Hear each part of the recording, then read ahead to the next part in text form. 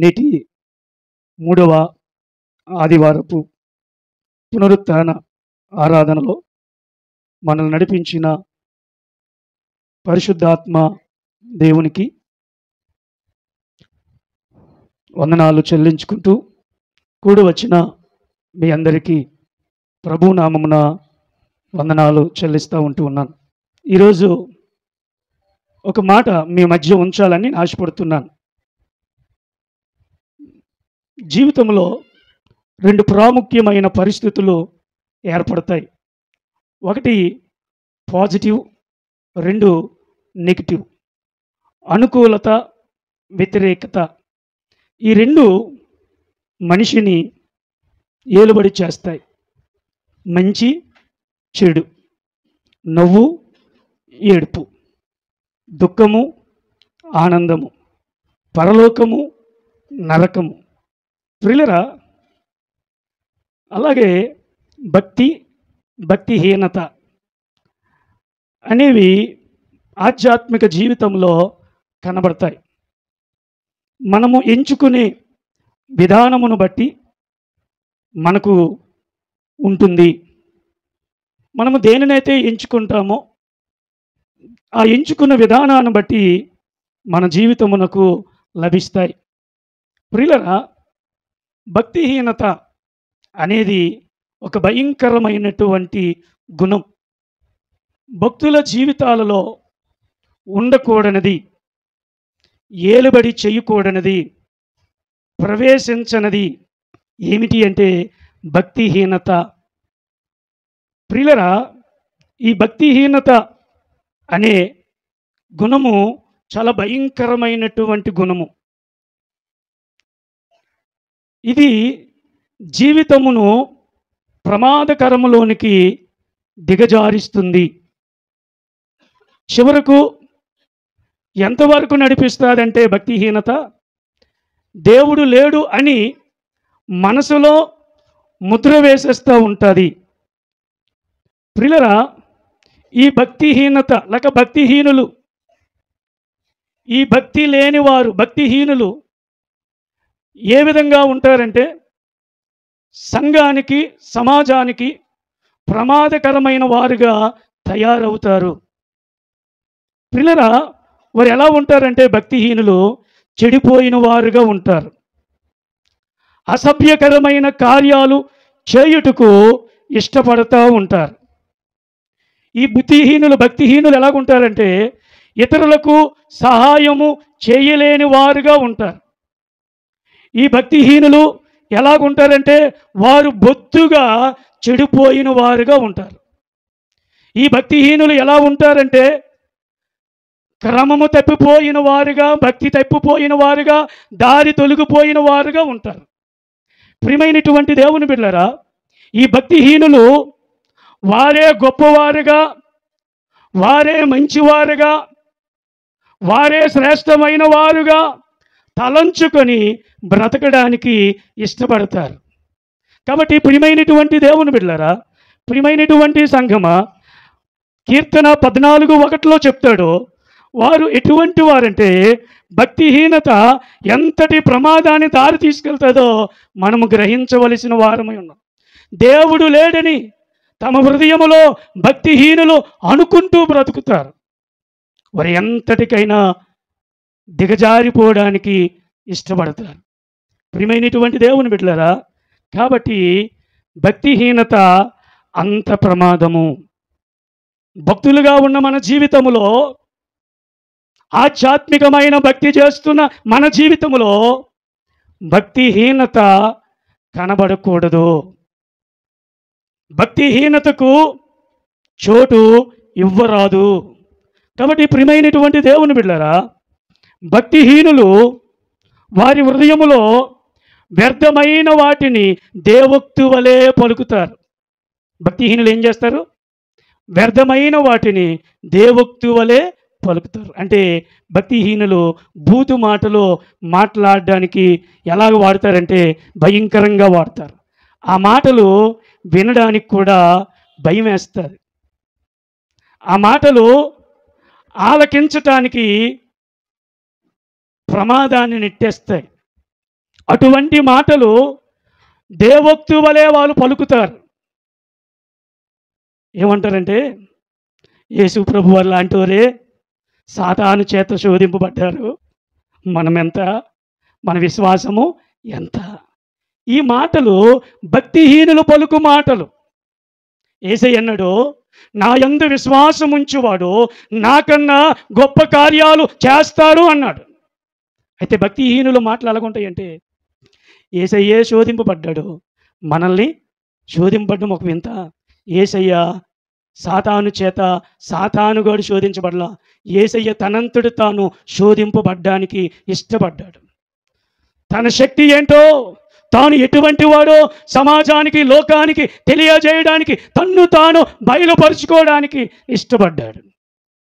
ఆయన దేవుడు కాబట్టి తట్టుకున్నాడు.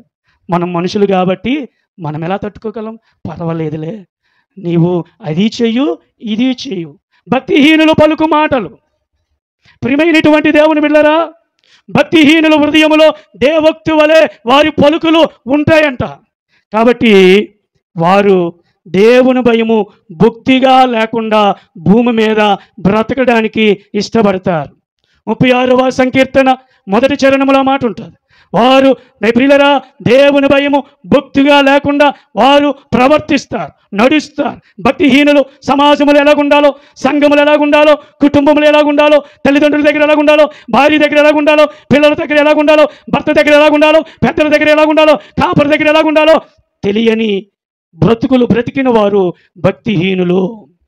ఈ భక్తిహీనులు వారు దేవుని భయము భక్తిగా లేకుండా నడవడానికి ఇష్టపడతారు. ఈ భక్తిహీనులు ఏం చేస్తారో తెలుసా?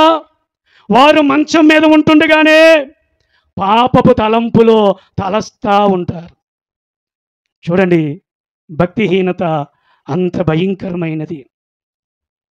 భక్తిహీనత ఎటువంటిదంటే ప్రియులరా, కాని నడతలు నడవడానికి ఇష్టపడతారు.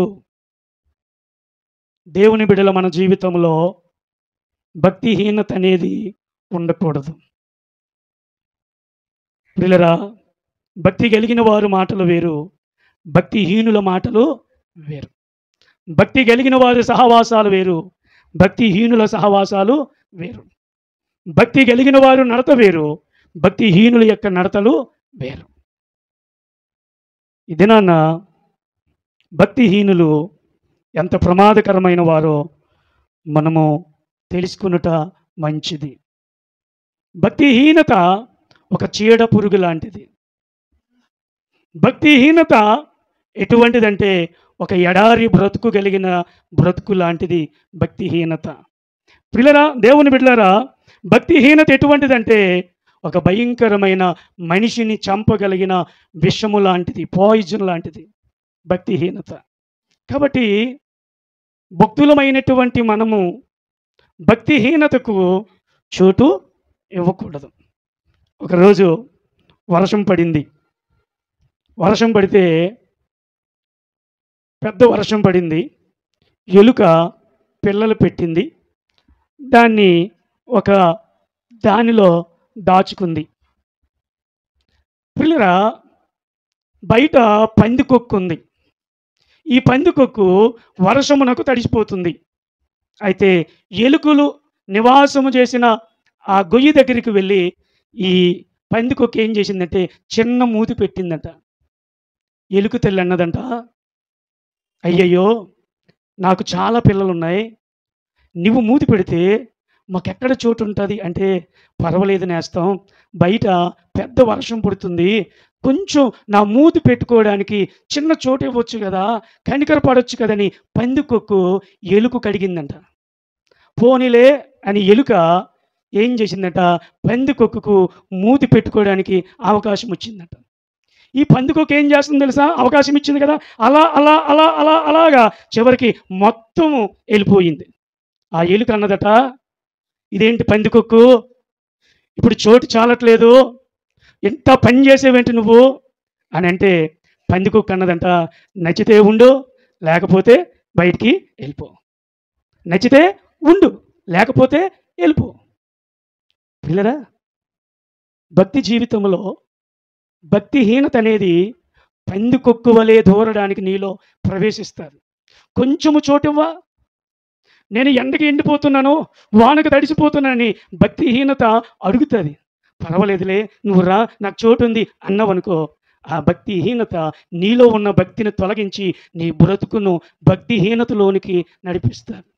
కాబట్టి ప్రియమైన దేవుని బిడ్డలారా, భక్తిహీనత అంత ప్రమాదకరమైనది. ఈరోజు మన జీవితంలో భక్తిహీనత అనేటువంటిది ఏలుబడి చేస్తుందేమో, ఒకసారి మనలను మనము పరిశీలన చేసుకుంటే మంచిది. ప్రియమైనటువంటి దేవుని బిడ్డలారా, భక్తిహీనులు ఎలా ఉంటారో, భక్తిహీనులు ఏ విధంగా మాట్లాడతారో, భక్తిహీనుల యొక్క ప్రవర్తన ఏ రీతిగా ఉంటుందో 3 విషయాలు చెప్పి నేను ముగిస్తాను. సామెతల గ్రంథం 10వ అధ్యాయము 32వ వచనము చూడండి. భక్తిహీనుల నోట మూర్ఖపు మాటలు వచ్చును. ప్రియులరా, నీతిమంతుల పలుకులు ఒకలాగా ఉన్నాయి, భక్తిహీనుల పలుకులు మరొకలాగా ఉన్నాయి. భక్తిహీనుల నోట మూర్ఖపు మాటలు వస్తాయి. ప్రియమైనటువంటి దేవుని బిడ్డలారా, భక్తిహీనులు ఎటువంటి మాట్లాడతారంటే మొండి మాటలు మాట్లాడతారు, పనికిరాని మాటలు మాట్లాడతారు, కాని మాటలు మాట్లాడతారు, కాని తలంపులు తలస్తూ ఉంటారు. భక్తిహీనుల యొక్క మాటలు ఎదుటివానికి నష్టాన్ని కలుగు చేసే విధముగా భక్తిహీనుల మాటలు ఉంటాయి. ప్రియమైనటువంటి దేవుని బిడ్డలారా, భక్తిహీనుల నోట మూర్ఖపు మాటలు వస్తాయి.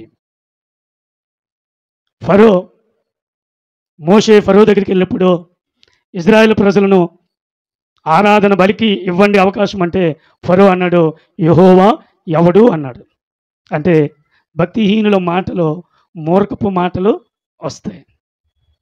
అపోస్తుల కార్యగ్రంథంలో చూస్తే గారడీ సీమోను 8వ అధ్యాయంలో ఉంటారు. గారడీ సీమోను ఏం చేశాడంటే తన గారడీ ద్వారా ప్రజలను విభ్రాంతిపరిచి తానే గొప్పవాడనిపించుకుంటూ తానే గొప్ప ప్రవక్త అని పిలిపించుకోవడానికి ఇష్టపడ్డాడు. అయితే పేతురు గారు అక్కడికి వచ్చి అద్భుతాలు చేసినప్పుడు ఈ గారడీ సీమోను చూచి పేతురు దగ్గరికి వచ్చి ఏమన్నాడు తెలుసా, నేను ఎవరి మీద చేతులు ఉంచితే వారు బాగుపడేటట్లు నాకు వరమును దయచేయి. ఇదిగో ద్రవ్యము అంటే డబ్బు ఆశ చూపించి దేవుని వరమును కొనాలనుకుంటాడు. అది భక్తిహీనుల యొక్క ఆలోచన. హల్లెలూయా, హల్లెలూయా. ప్రియమైనటువంటి దేవుని బిడ్డలారా, భక్తిహీనులు ఎటువంటి మాట్లాడతారంటే ఎదుటి వారికి ప్రయోజనము కాని మాటలు పలుకుతూ ఉంటారు. ఆ మాటల వలన ఎదుటి వారికి లాభము కలగదు కానీ నష్టము కలుగుతుంది.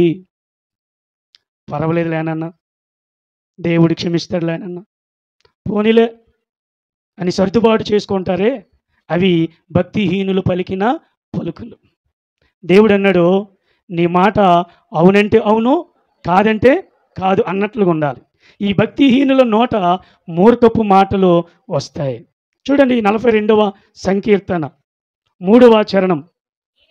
నీ దేవుడు ఏమాయునని చూసారా. భక్తిహీనుల మాటలు ఎలాగుంటాయి అంటే, నీకు కష్టం వచ్చినప్పుడు, నీకు బాధ కలిగినప్పుడు, నీకు నష్టం కలిగినప్పుడు, నీకు ఇబ్బంది కలిగినప్పుడు, నువ్వు వేదనలో ఉన్నప్పుడు, నువ్వు భరించలేని బాధలో కుమిలిపోతున్నప్పుడు భక్తిహీనులు నీ దగ్గరకు వచ్చి ఏమంటారంటే, నీవు నమ్ముకున్న దేవుడు ఏమయ్యాడు, నీకెందుకు ఈ కష్టాలు వస్తున్నాయి, నీకెందుకు ఈ బాధలు వస్తున్నాయి, నీ దేవుడు నీ మీద మనసు లేదు కాబట్టి నీ బాధలను పోగొట్టలేదని చెప్తారు. ప్రియమైన దేవుని బిడ్డలారా, యోబు బాధపడుతున్నప్పుడు యోబు గారి యొక్క స్నేహితులు వచ్చి యోబు గారిని అంటున్నారు, నువ్వు ఏ పాపము చేయకపోతే నీకు ఇటువంటి గతి పట్టింది. భక్తిహీనుల మాటలు అలాగుంటాయి. కొన్నిసార్లు దెబ్బ తగిలినప్పుడు వచ్చి అక్కడ నవ్వేమనుకో, ఎలాగుంటుంది, ఎలాగుంటుంది, పరామర్శించడానికి వచ్చామనుకో, దెబ్బ తగిలిందా, ఎలా తగిలింది అంటే ఎలాగుంటుంది చెప్పండి, ఎలాగుంటుంది అంటే అవి భక్తిహీనుల చేష్టలు. ఎదుటి వ్యక్తి బాధలో ఉంటే, దుఃఖంలో ఉంటే, భరించలేని నొప్పితో ఉంటే అక్కడికి వచ్చి ఆ రీతిగా ప్రవర్తించటము అది భక్తిహీనుల యొక్క స్వభావము. నా ప్రియ దేవుని బిడ్డలారా, భక్తిహీనులు లేక భక్తిహీనత ఘోరమైనటువంటి ఎయిడ్స్ కన్నా ప్రమాదకరమైనటువంటిది. భక్తిహీనత క్యాన్సర్ కన్నా ప్రమాదకరమైన రోగం. అది దేహాన్ని చంపివేస్తుంది. కానీ ఈ భక్తిహీనత దేహముతో పాటు ఆత్మను కూడా చంపివేస్తుంది. కాబట్టి భక్తిహీనుల నోట మూర్ఖపు మాటలు వచ్చును. ప్రతి ఆదివారం మందిరానికి వెళ్ళిపోతావా? ప్రతి ఆదివారము భక్తేనా? నిన్నగాక మొన్న వీడు మందు తాగాడు, ఆదివారం వచ్చేసరికి తెల్ల బట్టలు వేసుకొని నాయుడులాగా వెళ్ళిపోతున్నారా అని కొంతమంది మాట్లాడతారు. ఆ మాటలకు వీడు ఏమైపోతాడు? బాగా వాళ్ళతో అనిపించుకున్నానని చెప్పి ముందుకు రావలసిన వాడు వెనక్కి వెళ్ళిపోయి ఇంట్లో బైబిల్ పెట్టి. భక్తిహీనులు నీ భక్తిని ఎదగనివ్వకుండా అట్లా ప్రవర్తిస్తారు, మాట్లాడతారు. నువ్వు ఎదగడం వాళ్ళకి ఇష్టం ఉండదు, నువ్వు సంతోషంగా ఉండడం వాళ్ళకి ఇష్టం ఉండదు, నువ్వు నెమ్మదిగా ఉండడం వాళ్ళకి ఇష్టం ఉండదు. భక్తిహీనులు చేసిన పనులు ఏంటంటే ఎదుటి వారిని బాధ పెట్టడమే వారి మాటలు పలుకుతారు. ప్రియమైన దేవుని బిడ్డలారా, భక్తిహీనుల నోటి నుండి అహంకారపు మాటలు వస్తాయి. అవి భక్తులలో రాకూడదు. కాబట్టి ప్రియమైన దేవుని బిడ్డలారా, భక్తిహీనుల నోట మూర్ఖపు మాటలు వస్తాయి. అంటాడు సామెతల గ్రంథం 11వ అధ్యాయము 11వ వచనము చూడండి. నీతిమంతుల నోరు చూడండి, యథార్థవంతుల దీవెన వలన పట్టణమునకు కీర్తి కలుగును, భక్తిహీనుల మాటలు దానిని చూసారండి. భక్తిహీనుల మాటలు ఏం చేస్తాయి? పడవేస్తాయి, బోర్ల పడవేస్తాయి. కాబట్టి ప్రియమైనటువంటి దేవుని బిడ్డలారా, భక్తిహీనుల నోట మూర్ఖపు మాటలు వస్తాయి. మనలో ఆ భక్తిహీనత కనబడకూడదు. ఆ భక్తిహీనత నిన్ను ఏలుబడి చేయకూడదు. ఆ భక్తిహీనత బ్రతుకు ఒకవేళ నీలో ఏలుబడి చేసి నిన్ను నడిపిస్తుందేమో. అటుకాక ఇటుకాక మధ్యలో ఒక నామకార్థంగా బ్రతికేస్తున్నవేమో. ఒకసారి జాగ్రత్త పడు. భక్తిహీనత నీ ఆనందకరమైన జీవితాన్ని నాశనం చేస్తుంది. ఒకసారి పెద్ద గాలి వేసిందంట. భూమి మీద చాలా పురుగులు ఉంటాయి కదా, పురుగులు ఉంటాయి ఉండవా? పసర పురుగు ఉందంట. ఈ పసర పురుగు పచ్చని ఆకు మీద వ్రాలిందంట. ఆ పచ్చని ఆకు అన్నదంట, పచ్చని పురుగా నా మీద నువ్వు రాలేవేంటి? నేనే ఇలాగా బ్రతుకుతున్నాను, నా బ్రతుకు మీదకి నువ్వు వచ్చేవేంటని ఆ పచ్చని ఆకు ఈ పచ్చని పురుగుకు అన్నదంట. పర్వాలేదులేవే, ఒక్క నిమిషమే ఉంటాను, ఒక్క సెకండ్ ఉంటాను అని ఆ పచ్చని పురుగు పచ్చని ఆకుకు చెప్పిందంట. పచ్చని ఆకు అన్నదంట, సరే ఉండేలే, మరి ఏం చేస్తాం, నీ బాధ అలాగుంది అని చెప్పిందంట. ఒక్క సెకండులో ఏదైతే ఆశ్రయం ఇచ్చిందో ఆ ఆకును ఈ పచ్చని పురుగు తినేసింది. దాని గుణం ఏంటో తెలుసా? పచ్చగా ఉన్న ఆకులను తినడమే పచ్చని పురుగు యొక్క పని. నీ బ్రతుకు పచ్చగా ఉంటే దుష్టుడు నీ పచ్చతనాన్ని తినేసే వరకు, పిప్పి చేసే వరకు నిన్ను విడిచిపెట్టడు. కాబట్టి భక్తిహీనత అటువంటిది. అది చిన్నదే కావచ్చు, అది ఒక్క సెకండే కావచ్చు, నీ జీవితాన్ని పాడు చేసేది అదే. ప్రియమైన దేవుని బిడ్డలారా, హృదయంలో నుండి పైకి వచ్చినవి మానవుని అపవిత్రపరుస్తాయి. నిన్ను ఏది అపవిత్రపరుస్తుందో, నిన్ను ఏది ఏలుబడి చేస్తుందో నువ్వు గమనించుకోవాలి. భక్తిహీనుల నోట మూర్ఖపు మాటలు వస్తాయి. సామెతల గ్రంథం 2వ అధ్యాయం 12వ వచనం చూడండి. 2వ అధ్యాయం 12వ వచనం. మూర్ఖముగా మాట్లాడు వారి చేతిలో నుండి. చూసారా, భక్తిహీనులు ఎలా మాట్లాడతారంటే మూర్ఖంగా మాట్లాడతారు. భక్తిహీనుడు తన స్థితి ఏమైపోతుందంటే తన భక్తిహీనత చేతనే వాడు పడిపోతాడు. వాడి నడిచిన నడతన బట్టే వాడు పడిపోతాడు. వాడు దేవుని యొద్దకు చేరలేడు. కాబట్టి ప్రియమైనటువంటి దేవుని బిడ్డలారా, భక్తిహీనత అంత ప్రమాదకరమైనది. తన భక్తిహీనతే తనను పడగొట్టింది. ప్రియమైన దేవుని బిడ్డలారా, ఇస్కరియోతు యోధ యేసు ప్రభు వారితో నడిచాడు. తన గురించి శిష్యులందరూ చెప్పాడు, వాడు మంచివాడు కాడండి, వాడు మనసు మంచిది కాదు అని చెప్పాడు. యేసయ్య అవకాశం ఇచ్చారు. ఎన్ని సంవత్సరాలు ఇచ్చారంటే 3.5 సంవత్సరాలు ఇచ్చాడు.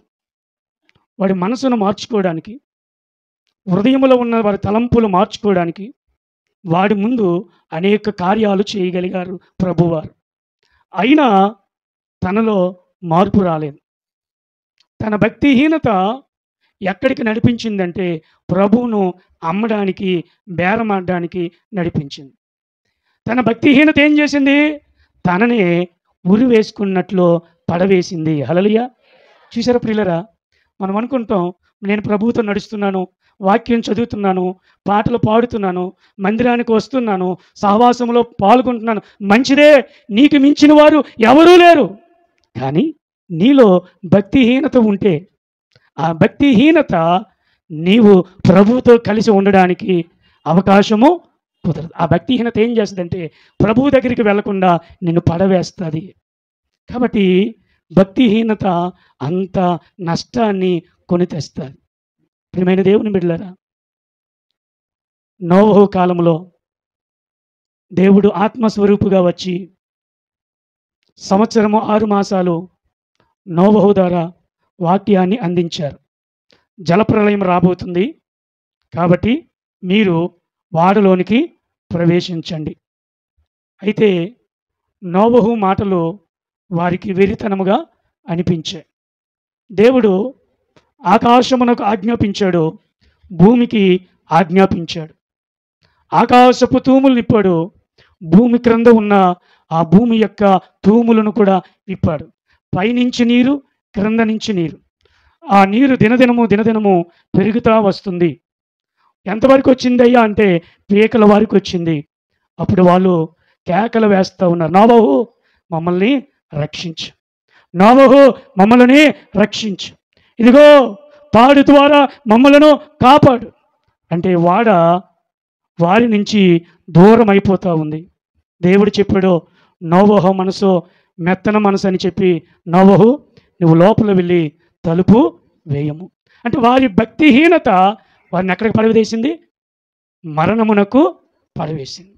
కాబట్టి ప్రియమైనటువంటి దేవుని బిడ్డలారా, యేసు ప్రభు దేవుడని చెప్పి, యేసు ప్రభు నమ్ముకున్నామని చెప్పి, యేసు ప్రభు పాపాలు క్షమిస్తాడని చెప్పి నీ బ్రతుకు మారలేదనుకో, నీ నడవడిక మారలేదనుకో, నీ ఆలోచనలు మారలేదనుకో, నీ పద్ధతి మారలేదనుకో, నీ ఊహలు మారలేదనుకో, నీ ఉద్దేశాలు మారలేదనుకో, నీ అలవాటులు మారలేదనుకో, దేవుని ప్రేమను చులకనగా ఎంచుతున్నావు అనుకో, రెపపాటున ఆయన నన్ను మారుస్తాడు అనే ఆలోచనలో నువ్వు ఉండొచ్చుగాక.